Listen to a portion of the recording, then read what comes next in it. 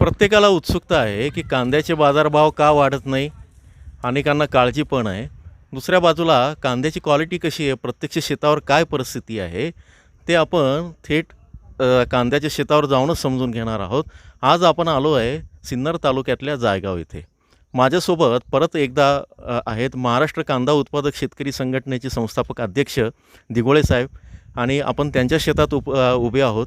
इथे जो कांदा दिसतो आहे हा दिघोळे साहेबांचा आहे, पण त्याची काय परिस्थिती ते त्यांच्याकडनं समजून घेऊ आणि एकूणच महाराष्ट्राचं चित्र आणि त्यातनं कांद्याच्या बाजारभावाची काय परिस्थिती आहे ते पण आपण समजून घेऊया. नमस्कार, ॲग्रो शिवारमध्ये आपल्या सर्वांचं स्वागत आहे.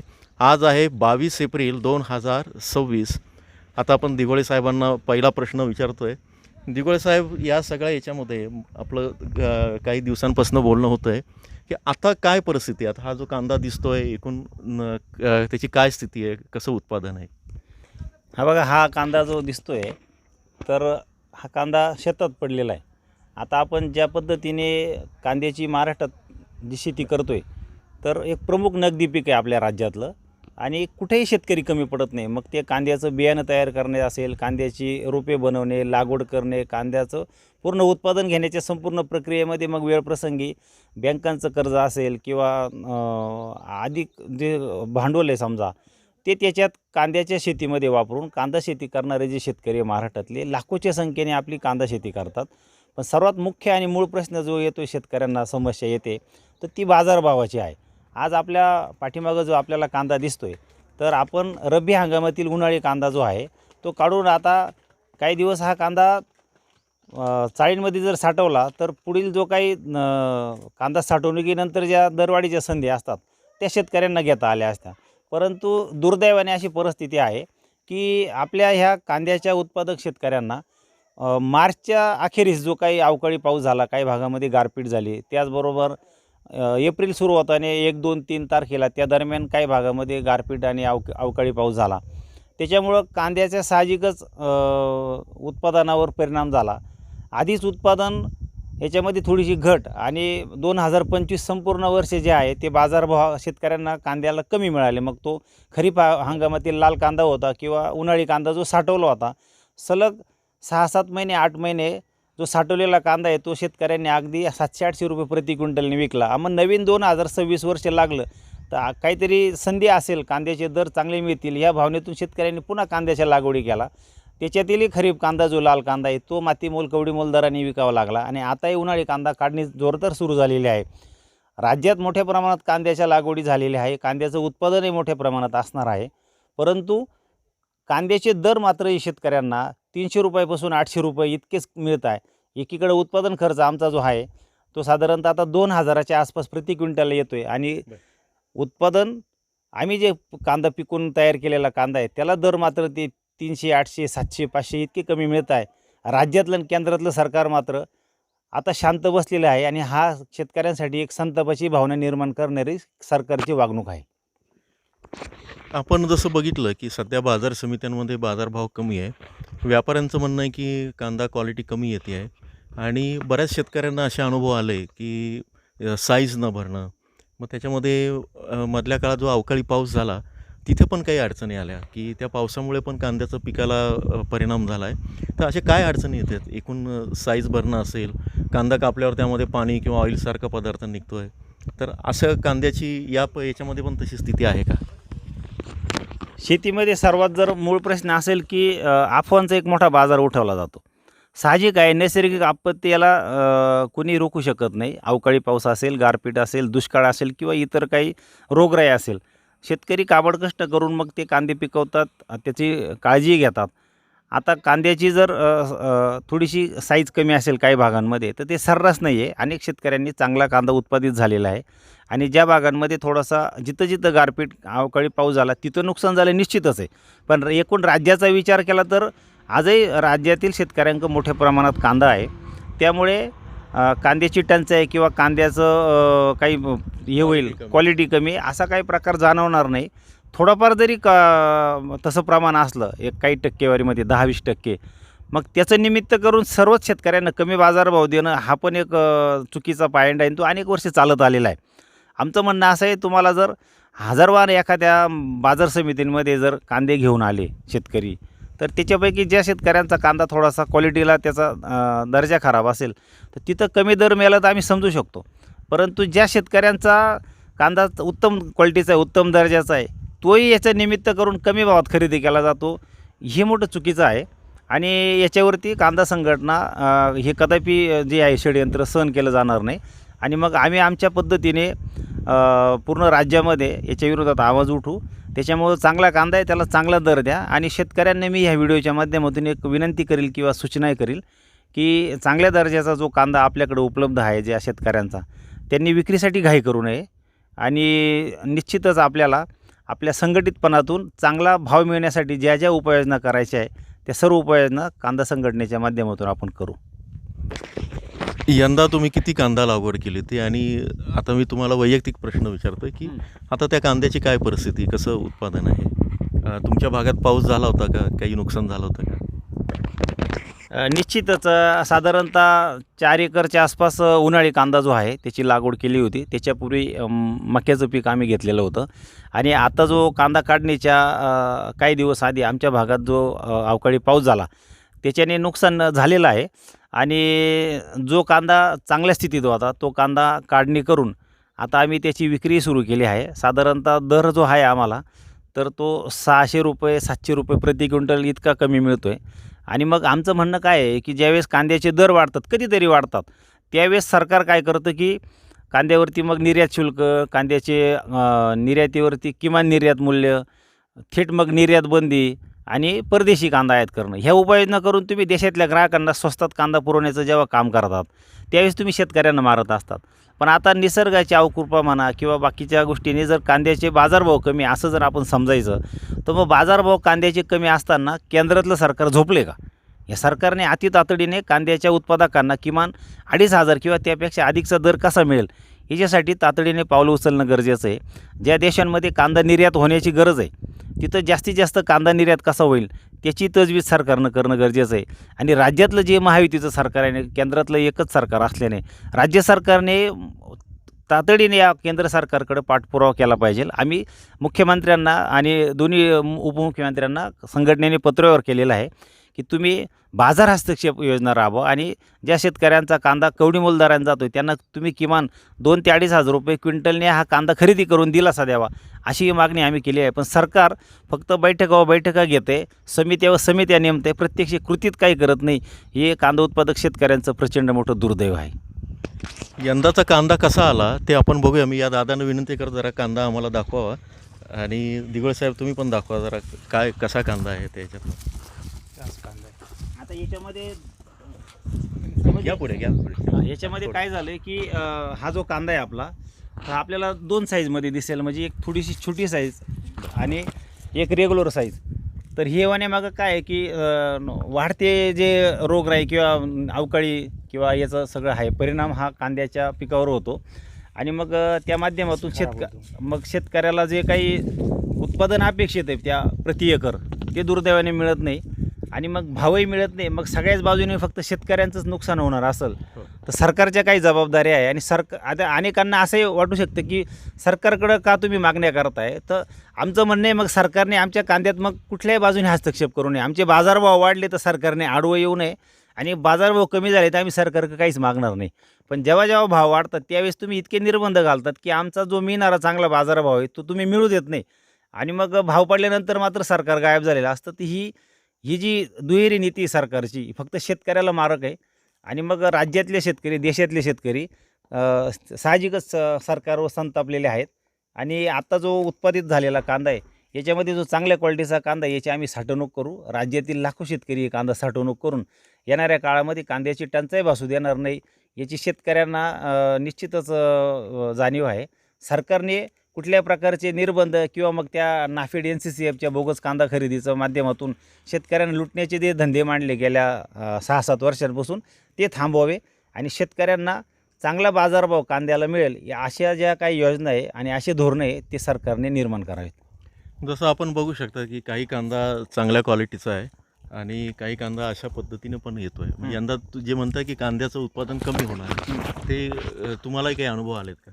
गारपीटमुळे झालं ते. गारपीटमुळे पण याच्यातला मूळ मुद्दा असा आहे की कांद्याची लागवड जी आहे तर साधारणतः महाराष्ट्रामध्ये सरासरी 5.5 लाख हेक्टरचं लागवडी रब्बी कांद्याच्या होतात, उन्हाळी कांद्याच्या. तर यावर्षी त्याच्यामध्ये वाढ होऊन ते 6 लाखपेक्षा जास्त हेक्टर कांदा महाराष्ट्रात लागवड झाली होती.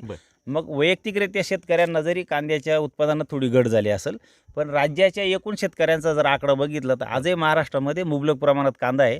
त्याच्यामुळं कांद्याची टंचाई वगैरे अशा काही बातम्या पेरून किंवा अशा अफवा करून सरकारने काही निर्बंध याच्यावरती कसे घालतील आणि शेतकऱ्यांचं पुन्हा नुकसान होईल, हे षडयंत्र मात्र कांदा उत्पादक संघटना आणि शेतकरी आम्ही सफल होऊ देणार नाही. कांदा आमच्याकडे भरपूर आहे, तुम्ही मात्र बाजारभाव सरकारने चांगले मिळवून द्यावे हीच आमची अपेक्षा.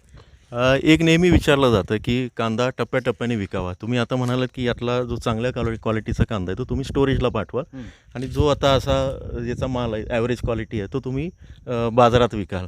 तर शेतकऱ्यांना या पद्धतीनं काय संदेश द्याल? हे टप्प्याटप्प्याने विकणं म्हणजे काय असतं ते पण एकदा सांगा. निश्चितच आता सांगा की महाराष्ट्रामध्ये जेव्हा वेगवेगळे कांदा उत्पादक जिल्हे आहे, या सर्व कांदा उत्पादक जिल्ह्यांमध्ये शेतकरी आपला कांदा चाळींमध्ये साठवतात आणि साठवलेला जो कांदा आहे आपल्या चाळींमध्ये तर त्याच्यामध्ये आपल्याला जो आपला पुढचे समजा आता हा याचा महिना आहे आपला एप्रिल महिना आहे आणि मग पुढं मे, जून, जुलै, ऑगस्ट, सप्टेंबर, ऑक्टोबर अगदी या कालावधीमध्ये हाच साठवलेला कांदा आहे चांगल्या उत्तम क्वालिटीचा. हा कांदा जर थोडा थोडा करून शेतकऱ्यांनी विकला तर बाजार समित्यांमध्ये राज्यातल्या जी काही आवक होते ती एक नियंत्रणात ठेवून मग एक चांगला भाव आपण मिळवण्यासाठी यशस्वी होऊ शकतो. अचानक खूप गर्दी केली तर खूप आवक झाली याचं निमित्त करूनही भाव कमी काढले जातात.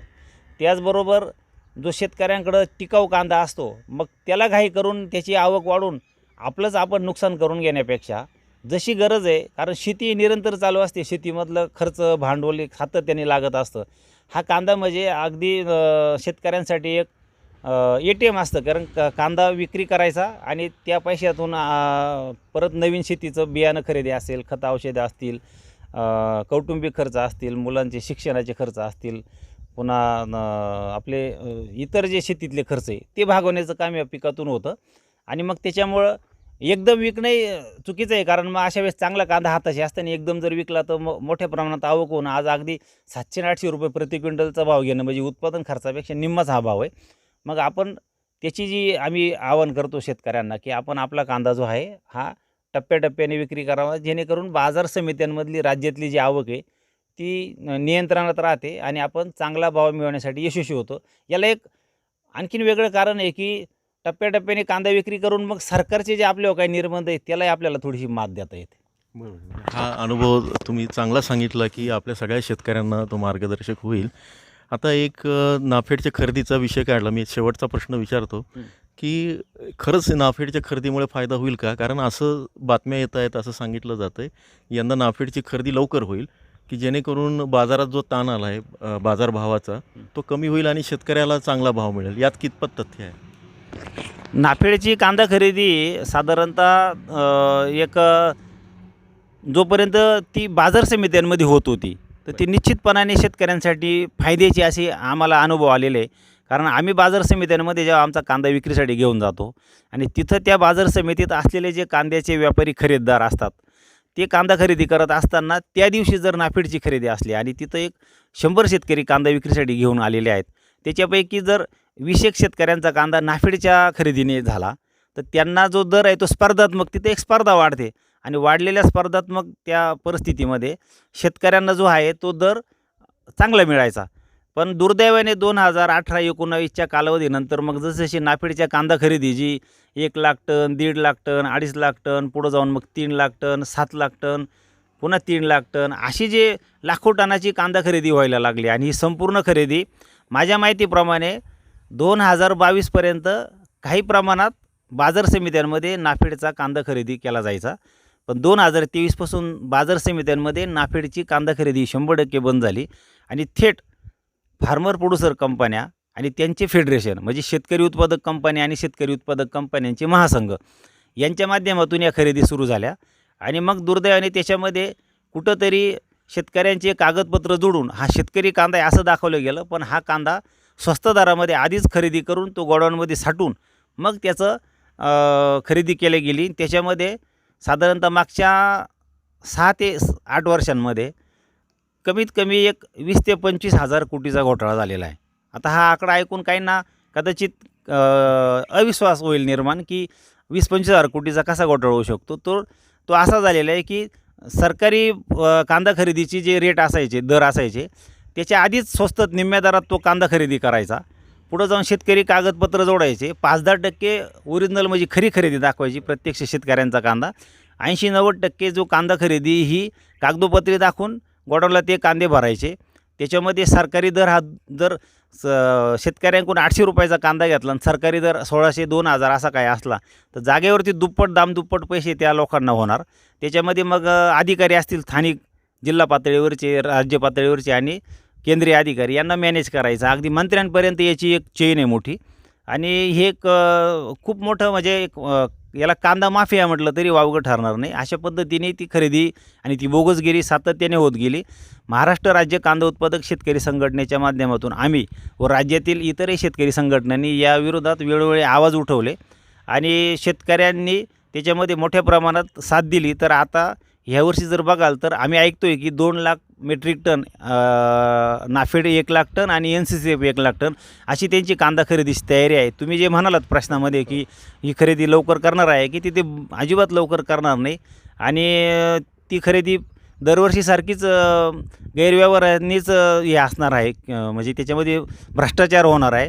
तर याच्यावरती जर कायमस्वरूपी तोडगा काढायचा असेल तर सरकारने शेतकऱ्यांना चांगले बाजारभाव मिळवून दिले तर आम्ही दरवर्षी चांगला कांदा पिकू, भरपूर प्रमाणात कांदा पिकू.